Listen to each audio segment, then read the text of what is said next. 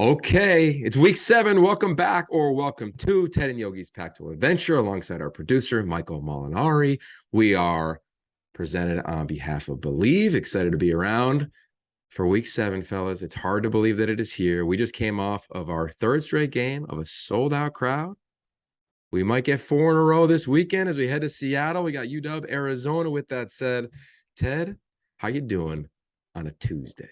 Hey, guys, it's great being with you guys. Tucson was wonderful, and I know the result was nothing that Arizona football wanted, but great credit again to Jed Fish and his team. It's just terrific. I mean, to be there was a ton of fun to see the vibe and the atmosphere. And having been in team sport, mostly baseball, for decades, I've seen it happen way too many times. That's the greatest feeling in the world for the visiting team. When you first silence the crowd, and then 2, you dismiss them. And Oregon rang a recess bell about midway through the 3rd quarter, and the students all left. I mean, that's students. It's who they are. I'm not criticizing anybody. It's a great feeling as a visiting team. But you know what I was thinking about, guys, when I was on my 5 a.m. drive Sunday morning from Tucson up to Sky Harbor in Phoenix to come home. So we're about halfway through the year. Who's QB1 right now in this league? Who's QB1? It's a good question. I think a great question. Especially because Caleb Williams Saturday again it wasn't what happened in Corvallis, but it also wasn't the game he played against Arizona State. So you see what we saw with Bo Nix, you see what we watched with DTR, and Washington hasn't been able to stop anybody the last 2 weeks, but they've scored a ton of points. So Michael Penix is still doing pretty well. Who's QB1? I'm going DTR. I'm going with experience and consistency, which there's not a lot of. So I'll give that as his X factor. I do want to excuse the students, though, because they had their parents with them in town. So the quicker they got out of that stadium, the more free beer they were going to get. So a little bit, the students were anxious to get dad or mom's checkbook to the bar after that game. So 8 p.m. was Trident hour. Is that what you're saying? Exactly. Okay. Exactly. Okay. Yeah, seriously. I think I'd go DTR as well. I think Bo Nix and him, they are in legitimate conversation for everything that we talk about at that position. And the other question I have is okay, SC ranks 7, UCLA 11, Oregon 12, Utah 20. We're talking about Pac-12 teams ranked in the top 25. By the way, JMU, James Madison, top 25. Congrats to you guys in Syracuse. Go Dukes. 18. There we go. Who's the best team? Who should be ranked the highest? I think it's real conversation. So we're going to get at it in a minute. But before we do, as we all know, football is back, and Bet Online remains your #1 source for all of your football betting needs this season. You'll find the latest odds, matchup info, player news, and game trends. And as your continued source for all sports wagering info, Bet Online features live betting, free contests, live scores, and giveaways all season long. It's the fastest. It's the easiest way to bet on all of your sports and events like MLB, here we are in the playoffs, MMA, tennis, boxing, even golf, and of course, college football. So head to betonline.ag to join.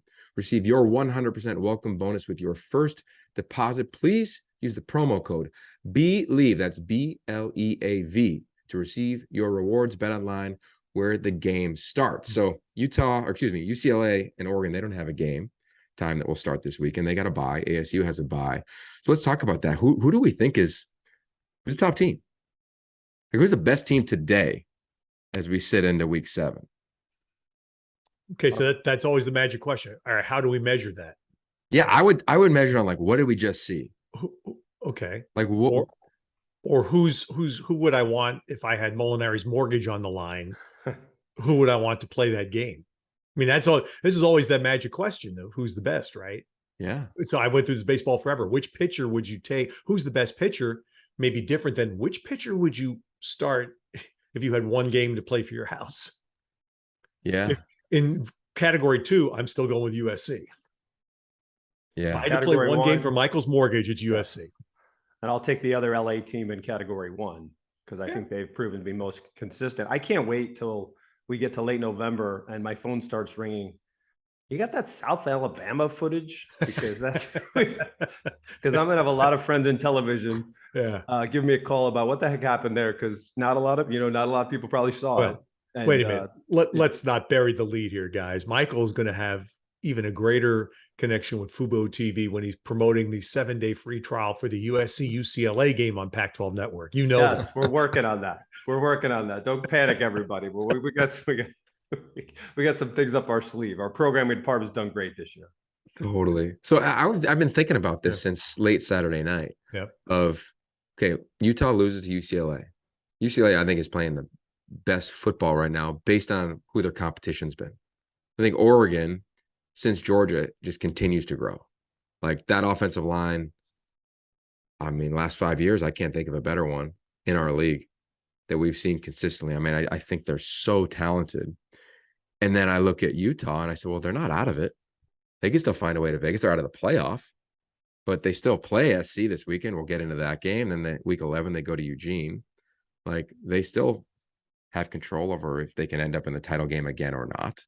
Right. Like I just kept going back and forth. And for UCLA, I kept coming back to the same thought, which was if they had to go play Ohio State or whatever SEC team gets a pass, and will automatically get to the playoff, like how would they do? And I go back to coaching, I go back to playing, I go back to this defensive front that you can't argue with what you saw. You know, but they haven't done it forever, right? In the first 3 games, they weren't stopping the run necessarily. Week 2 is whatever, but you get the point. And I just kept having this debate within myself of, I don't know who I'd rank higher among those 3 teams. Yeah, I mean, UCLA gets a big boost from what they did Saturday. There's no argument about that. Here's my thing. Oregon has won in Pullman against a tough crowd, and they just won against a sellout crowd in Tucson. USC won in Corvallis against a fabulous crowd. UCLA hasn't really, they've played 1 road game, and that was in Boulder. So that doesn't really register yet. Yeah. That'll change, of course, when they get to Autzen. But that to me is the measuring stick right now. They still haven't proven it to me on the road.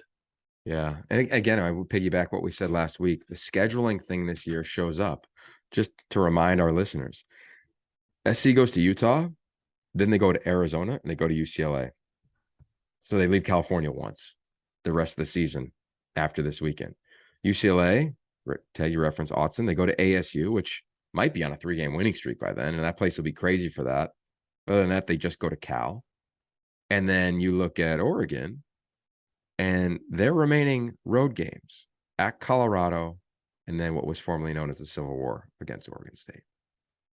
So I don't think it's like it's noteworthy, I think, as we project it out, which I don't know. It's interesting. You come back to the question, like, who's the best team? And then I wonder, okay, let's just go real dramatic for a second. Let's just say Oregon wins out.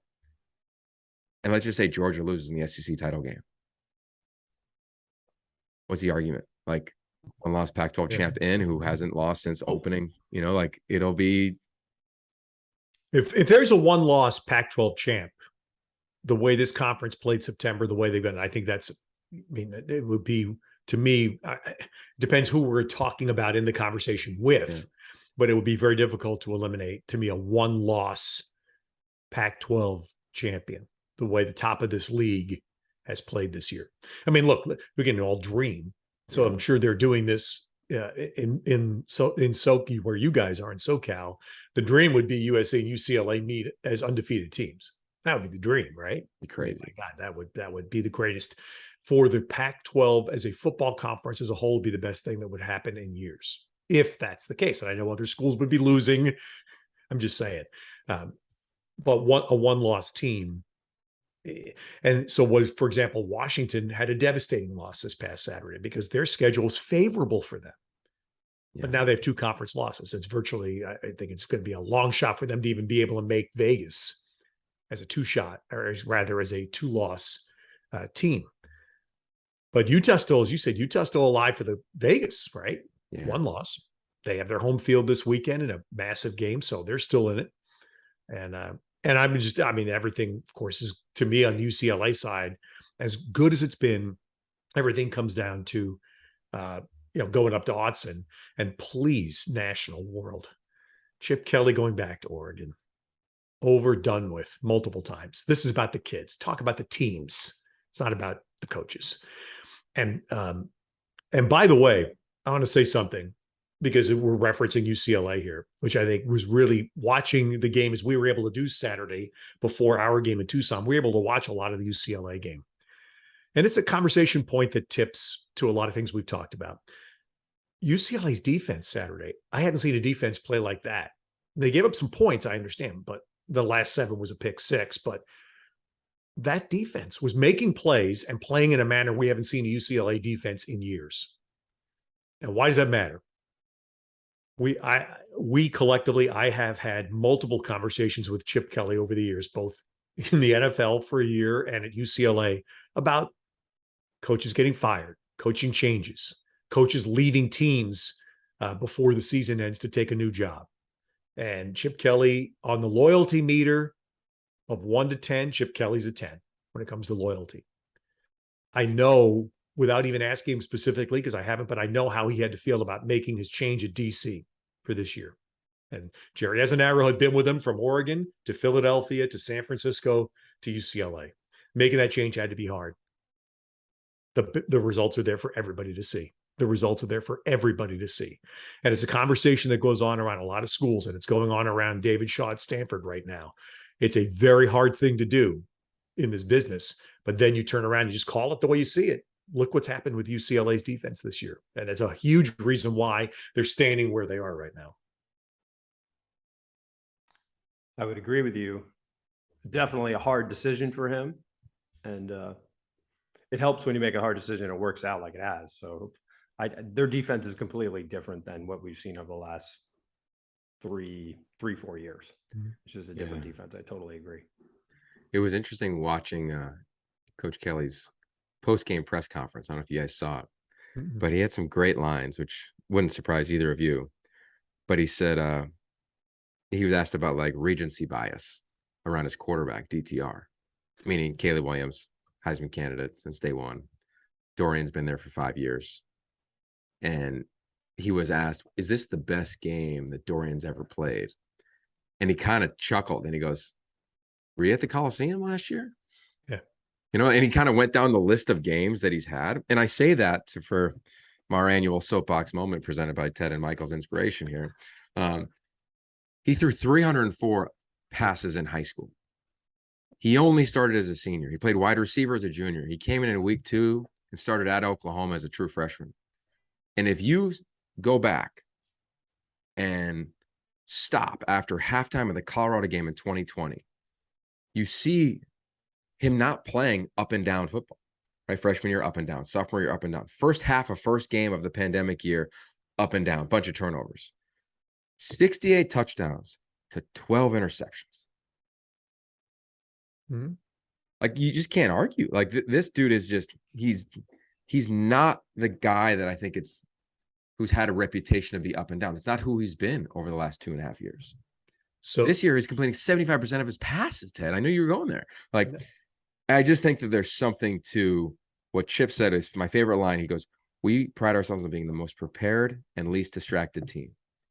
And I think that's what they are. And I get it. Chip Kelly's not going to market and he's not going to be a social media. Like, he's not into that, but he's preached that to his players. And I think they've all kind of absorbed his mindset. And you see them utilizing that word mudita, which is the art of sympathetic joy. It's a Buddhist word that they've implemented in the UCLA locker room over the last 2 years. And you watch this team celebrating together. Like, I feel like they're all in on Chip's way, which is much different than a lot of ways, I think, around the country in this era of football. Yeah. So I'm thinking back on DTR, Fresno State game last year, right? Jake Haener, of course, at the headlines, all of his, his Roy Hobbs moments and everything. DTR took UCLA down the field how many times in the second half to score, right? The fact that UCLA lost that game was because their defense wasn't up to it against Jake Haener, not DTR. Then what happened the next week? They go to Stanford and they play a Stanford team that was rolling, that had just beaten Oregon. I think it was, had they beaten Oregon? Yeah, in overtime. Already, yeah. Right. And DTR's hurting, and he wills his team to win on the field that day, right?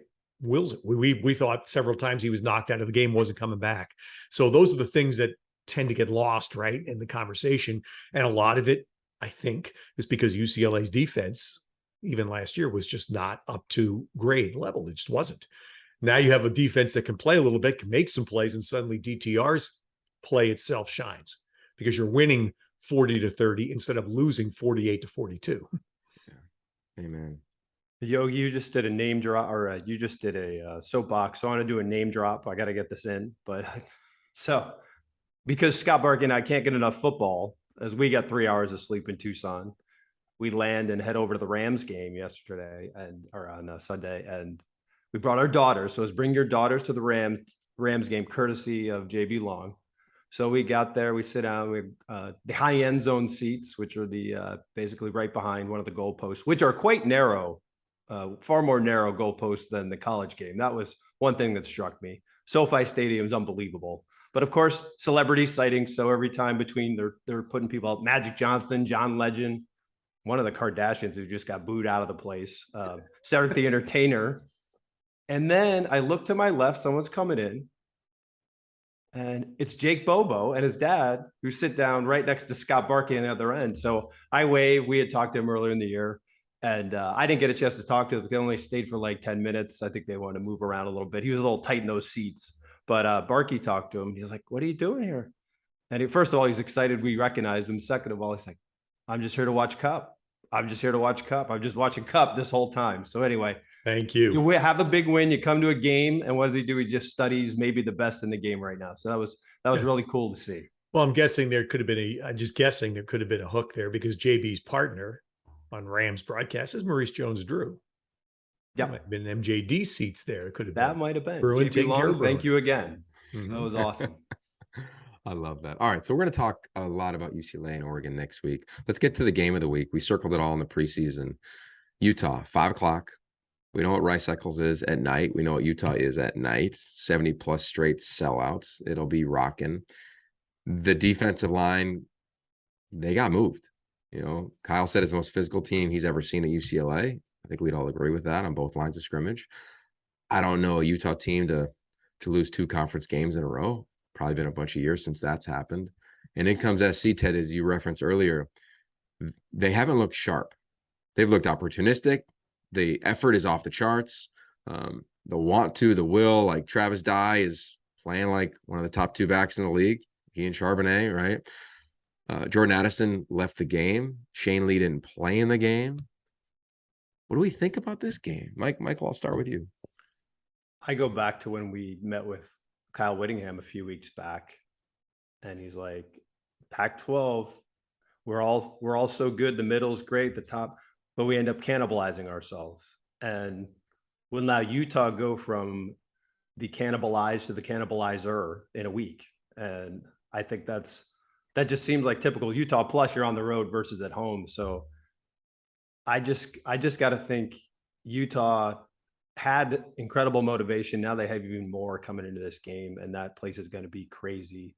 And we saw USC handle the environment up in Corvallis a few weeks back. I think it's going to be an incredible challenge for them to handle the environment. And I also think the pass game's got to get going. That's the key. Can USC get their pass game going again? And can the defense continue to get these takeaways? I think those are the 2 big questions. And if both of those things can happen, I think USC's got a chance, but I like Utah. Ooh. Well, I'm thinking what happened when we were in Corvallis, and then what happened for USC this past Saturday at the Coliseum when Caleb Williams wasn't as sharp. Addison left. He did come back, thankfully, for USC, but left the game briefly.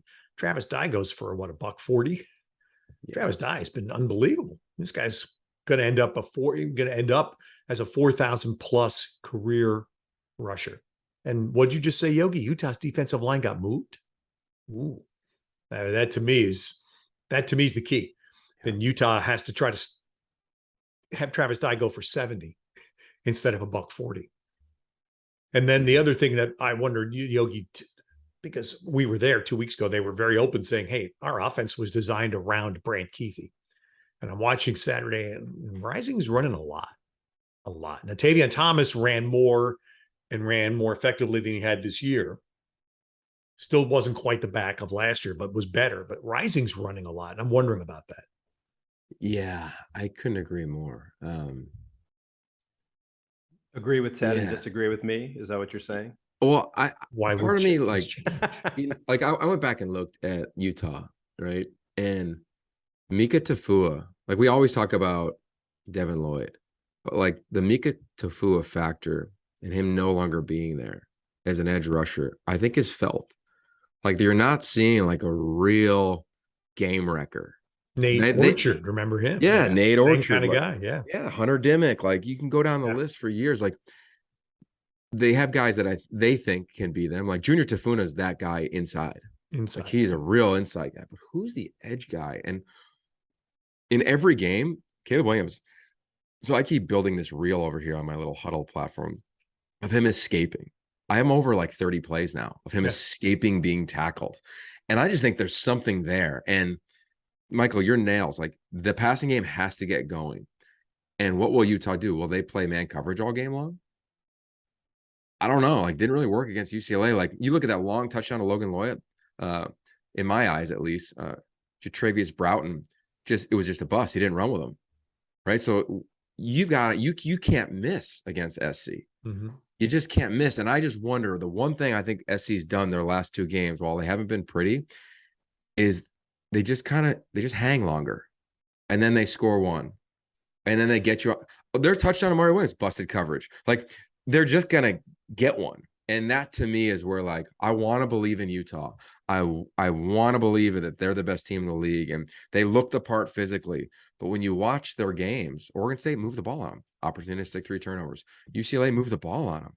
And to Ted's point with Cam Rising, like, there's a dialogue. I'd put Cam Rising top 3 quarterbacks right now because everything is on him.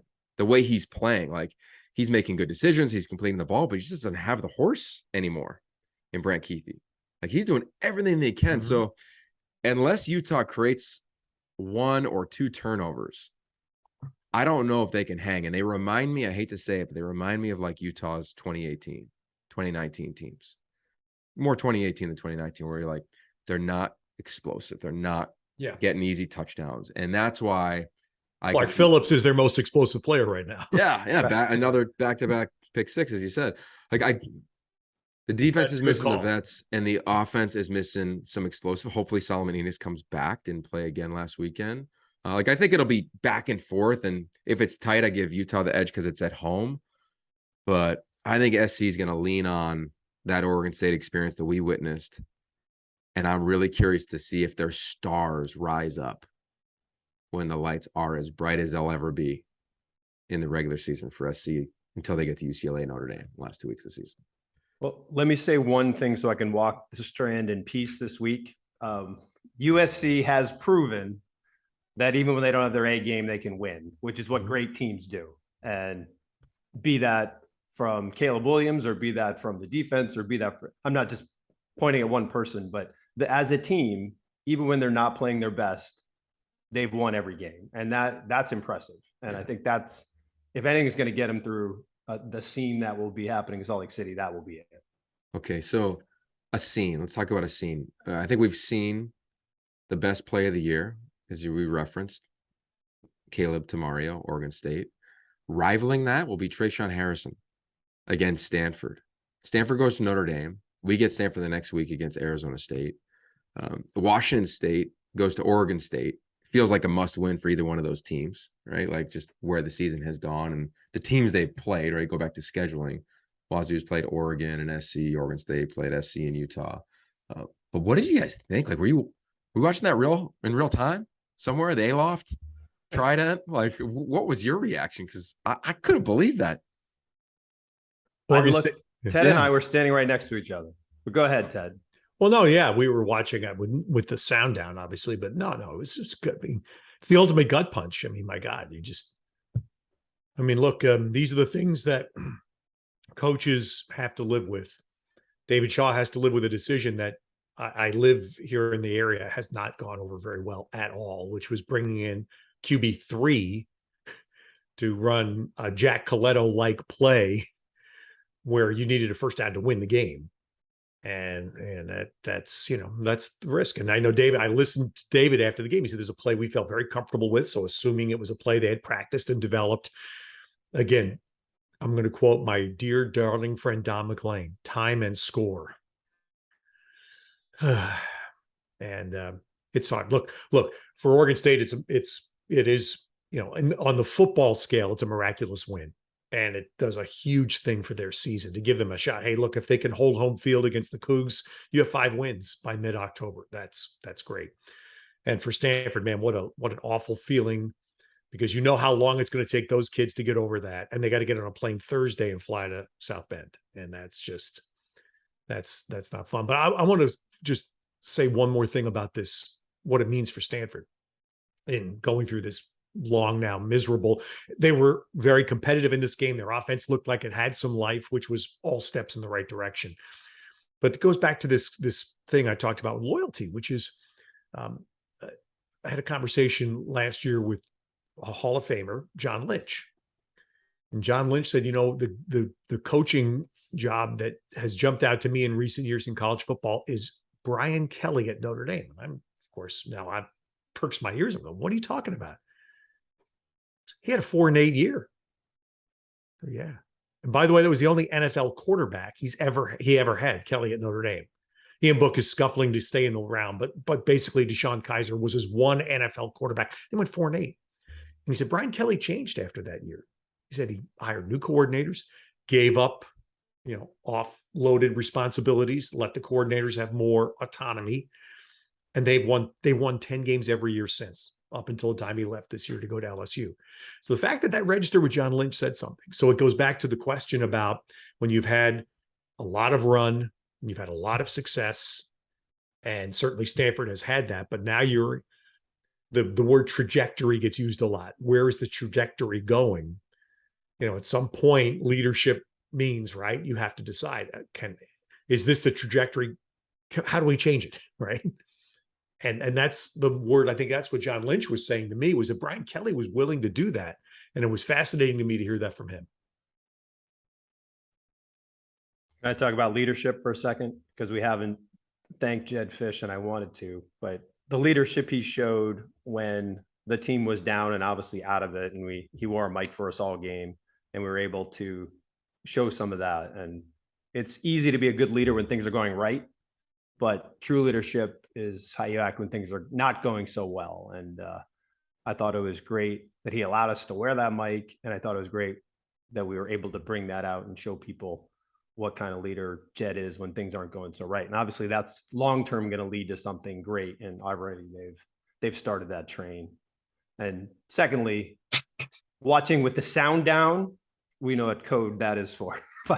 That's from the Aloft bar is what that means, everybody, just in case you I can't interrupt my rosaries. I'm sorry. Not even for football.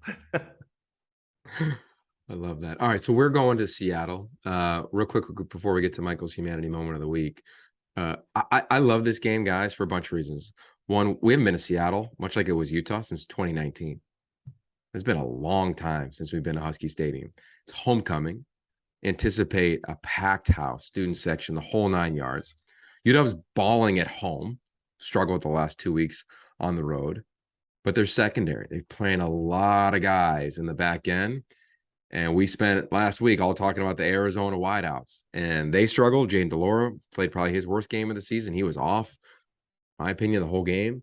A lot of that had to do with Oregon's defense and what they did to him. But I love that matchup here. Strength on weakness to a degree. Like, can Arizona get going? And on the other side, Michael Penix Jr. 2 weeks ago was a Heisman candidate. He comes off a scary injury.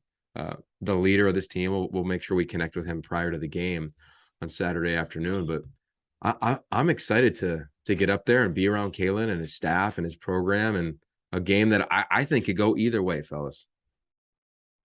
I think it'll be I hope, as I always hope as a television producer, the game is decided on the last play with the home team winning and the fans storming the field. That's what we always hope for. But I think a close competitive game, high scoring. I think hopefully Arizona's learned a little bit from last week watching the tape. And I think it's funny, we showed in our open guys making incredible catches, but that could mean that maybe the ball's a little bit off. So I think we know Jaden can really, we know he can play better, and hopefully we'll this week coming up, and we'll have a close competitive game. But I already looked at the weather. It's supposed to be 75 degrees.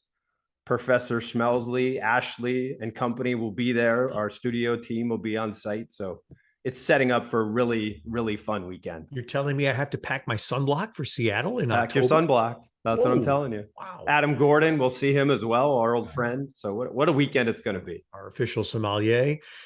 So here's the deal. We were talking about who's the best team in the conference, right? Best team has to be a team that's on both sides of the ball. That's why I made a point about the UCLA defense.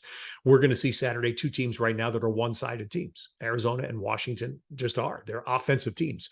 Both teams' defenses are struggling. Washington's defense was really struggled against Arizona State. So yeah, you have that augurs to be a close game. Home field should tilt some things in the way of the Huskies. And by the way, I started this by saying who's QB1. I'm going to tell you who QB1 was last Saturday. Trenton Bourget. Mm-hmm. How do you not love ball, Yogi, when you watch a guy? We spent time a year ago talking to him. I mean, the guy's a walk-on. Let's just call it. He's a walk-on. And he played like QB1 for a half plus half a quarter, 2.5 quarters. He took Arizona State downfield how many times? Great. I mean, it's that moment where you can't help but smile. I don't care who you're rooting for. When you see a kid do that, that's what makes college football great. So go ahead, Michael. I was just saying that game was so good. I actually stopped showing you my bag full of elements in pre-production to stop for every play. Here's another big play. So Trenton, when you're ready, I owe you a bottle of wine for that. Amen. I think you're 21. Yeah. So check this story out for Trenton, a little insider. So I was talking to Ashley Adamson after the game, and she did the post-game show from Sun Devil Stadium. They bring on a bunch of players, but Trenton Bourget is there with Elijah Badger. Guy played pretty well as well. And they ask Elijah a question, and he's holding the microphone really low. And Trenton is looking at the cameras, and he waits for the camera to cut back to Ashley. Then he goes to Trenton, lifts his mic up, and he winks at Ashley like, I got you. Come on. Rivaling Coletto on the set. That's pretty good. That was so good. So, yeah, I love that. And I'll just say it one more time. It's much more of a challenge to earn a scholarship in college than it is in high school. We've seen walk-ons. We talked about him. Tanner McLaughlin, tight end at Arizona. We showed that footage in our ball game when he was awarded his scholarship. And 2, 7 new quarterbacks hit the league this year from the portal. 10 of the 12 quarterbacks who start in this league are started at other schools. 2 backup quarterbacks got wins. So to those backups, I hope you got inspired by that, because I think the backups live in a world sometimes where it's like, well, they're going to bring in another guy anyway. Yeah, they're going to bring another guy anyway. So Ty Thompson, we saw him. I loved how we got to talk about Ty. Like, all those backups, keep working, because who knows how the season will shake out. We looked at Dylan Morris, completed his 1 pass when he got in. Looked pretty good on the 1 play when he came in.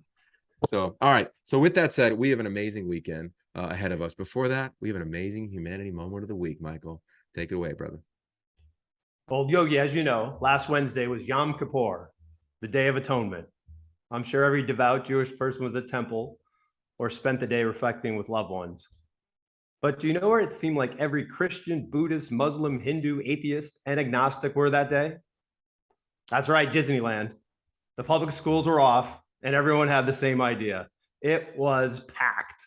As a freelancer, Ted is another word describing my work category. I work for others besides the Pac-12 network, including ABC and ESPN, who are owned by Disney, as some of you know. One benefit is free entrance passes for myself and family to Disneyland, which is about 45 minutes from my home here in Southern California. Both of my daughters have probably been at least 30 plus times. So even as children, their visits have already become nostalgic for them, which is bizarre for an 18-year-old kid. So technically, Wednesday's visit was the last as a child for my older daughter, Kate. She turned 18 on Thursday, and we were there for part of her birthday celebration. The long lines and frantic crowd navigation did not take away from the valuable and precious connection time for our family. But deep in my subconscious, there was a little trepidation, because when I turned 18 pledges and proclamations made during some heated debates seemed, although still reassuringly unlikely, frighteningly imminent, and a little bit possible. We won't get into the specifics, but teenagers are like politicians. At times they will say, threaten, and promise things in order to gain a little bit of power. So Thursday morning comes. This is the day she turns 18. I'm downstairs and I hear Kate walking down the steps. Will she be carrying a suitcase, or will there be an announcement that will alter the future course of our relationship? The best way to describe how I was feeling was just over 23 years ago, 11:59 p.m. on New Year's Eve, 1999, or Y2K, as some of you will have to look up. In a nutshell, due to the possibility computers would think it was 1900 rather than 2000, there was a tiny chance that something catastrophic was going to happen. But either way, I'd know in less than a minute. I'm happy to say both moments turned out exactly the same. Nothing burgers. Kate said, "Good morning. I had a great time at Disneyland yesterday." And I said, "Happy birthday, Kate." Mm-hmm. I left the 18th out just to be safe. That is awesome. I could see it. I could see the stairwell, you know? Yes, it was. Oh, by the way, an update. In the time I wrote this till now, Kate will be starting her first job this evening at the gelato place down in downtown Manhattan Beach. So if you're in Manhattan Beach, stop by the gelato place and say hi to my daughter, Kate. Okay, so Ted, we're both inspired. Bring your grandkids. I'm going to bring my kids 30 times to that gelato spot, Molinari tab, and let's go. Let's get Not nostalgic. Have you seen what it costs for a scoop of gelato in downtown Manhattan Beach? Not my tab. I can't afford that. Michael, you do sign autographs while you walk the Strand, don't you? If people ask you, I just want to make sure. I will. The other if that ever happens, I will. Okay. Oh, that's so good. All right. Thanks for joining us. We are presented by Bet Online. We appreciate the time, support, share it. And it's hard to believe we're at the midway point. We'll see you at Husky Stadium. Peace.